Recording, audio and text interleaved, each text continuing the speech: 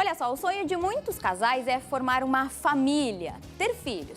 Mas você sabia que as estatísticas mundiais a respeito da infertilidade mostram que mais ou menos 15% desses casais apresentam algum tipo de problema que pode levar a um diagnóstico de infertilidade? Durante muito tempo, esses problemas na concepção eram relacionados às mulheres, mas recentemente passaram a fazer parte do universo masculino. Talvez esta seja uma das explicações para a desinformação ou até para o preconceito sobre a infertilidade masculina entre a população. Mas aqui no Ver Mais isso não existe, vamos sim levar informação sobre esse assunto. E por isso que recebemos o urologista Rafael aqui nos nossos estúdios. Boa tarde, bem-vindo. Olá, boa tarde. Tem realmente esse tabu ainda na questão da infertilidade masculina? É comum, assim, tá melhorando ou, né, como é que tá a situação, assim? Existe. Na verdade, acho que tudo que é com relação à saúde do homem... Ainda é um pouco difícil, às vezes, né? É bem difícil, mas vem melhorado, né?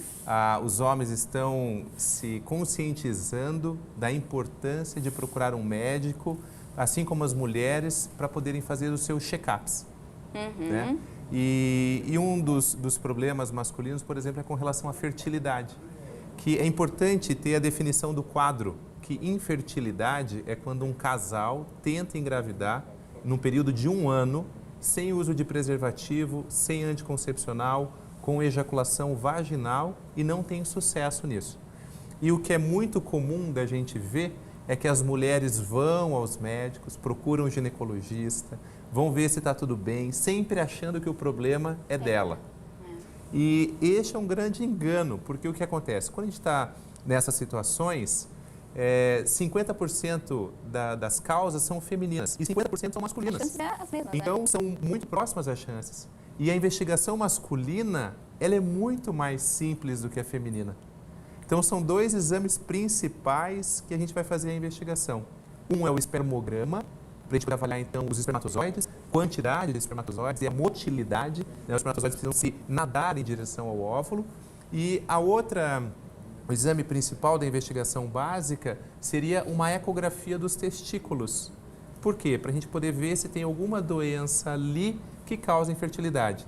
Neste caso, a varicocele, que são umas veias que drenam o testículo e que podem ficar dilatadas, são a principal causa de infertilidade masculina. E a causa dessa doença? Como é que...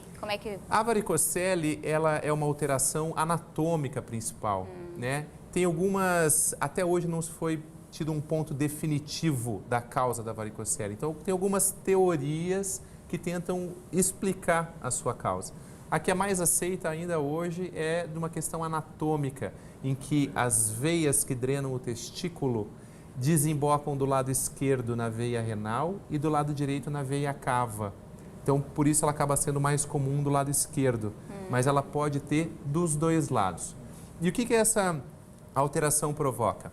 Essa varicocele, então essas veias dilatadas, alteram a temperatura do testículo, que nós homens não conseguimos perceber, não é possível identificar isso. E essas veias dilatadas podem dar 2 sintomas principais. Um que é a dor testicular, que muitos homens às vezes reclamam de dor intermitente. Dependendo o que faz, incomoda, depois no tempo passa, isso melhora. E depois volta a incomodar e melhora. E a outra causa da varicocele é a infertilidade. Por alterar a produção do espermatozoide. Então, essa temperatura alterada do testículo vai fazer com que haja alteração na produção do espermatozoide.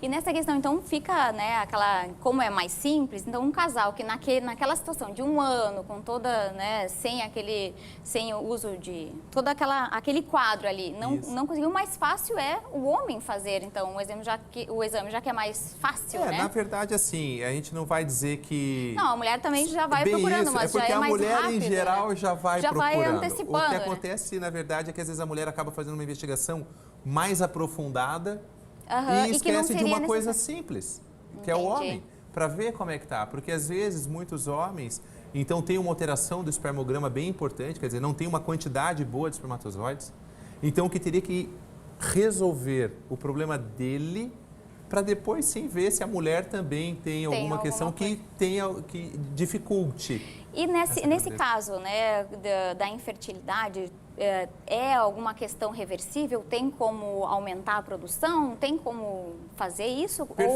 Perfeito, é possível, isso é viável. O que nós precisamos entender é que não tem uma causa específica e única para a infertilidade masculina. Hábitos até pode ser alguma? Pode. Também? Nós temos que ver, por exemplo, a questão hormonal, testosterona. Testosterona é o principal hormônio masculino, é produzido pelo testículo e ele vai auxiliar na maturação e na produção de espermatozoides.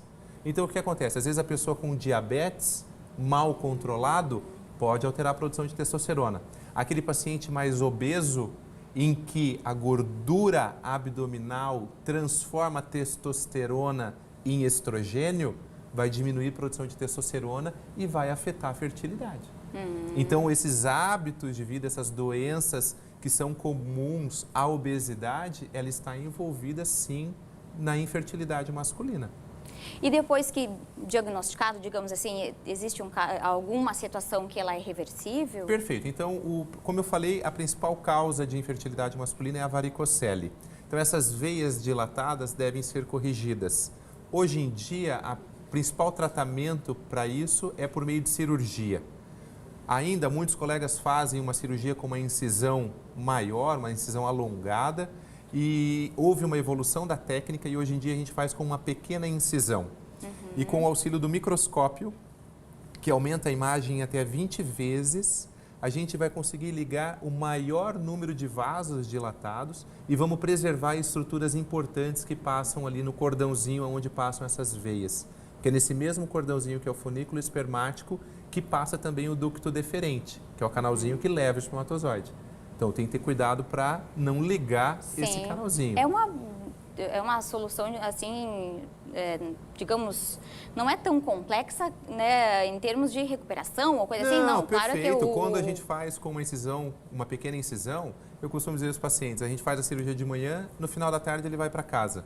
Dependendo do tipo de esforço, 7 dias de afastamento, se fizer muito esforço, até 15 dias. Mas diferente do que era feito antes, que era uma incisão maior, em que a pessoa tem que ficar até, às vezes, 45, 60 dias afastado, que é como se fosse uma hérnia inguinal. Sim, nossa. Né? E no caso ali da questão hormonal, existe também alguma coisa que reverte essa...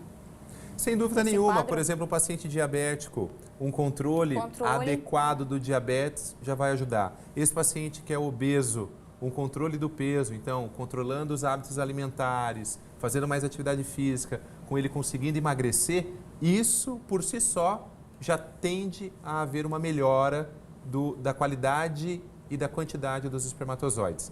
Claro que, como eu falei, tem outros fatores também que nós vamos precisar agir. Por exemplo, tem a cachumba, é uma causa de infertilidade, principalmente não todos os pacientes com cachumba, mas aqueles em que a cachumba desceu do pescoço e foi para o testículo levando a morquite.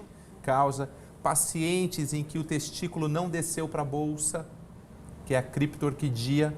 Por isso é importante lá quando o homem nasce, o bebezinho, o pediatra vai lá e vai palpar as bolinhas para ver se os testículos estão lá na bolsa. Porque o testículo... Já pensando em algum caso, né? Sim, porque a criptorquidia, por exemplo, é causa de tumor de testículo e também causa de infertilidade. Nossa, olha só. Então, nós temos que são uma abordagem ampla. Mas sempre procurar, né? Então, essa é a... Sem dúvida, e tem possibilidade de tratamento. Isso é o mais importante. Obrigada, doutor, pelas informações. Sempre bem-vindo aqui ao Ver Mais. Boa tarde.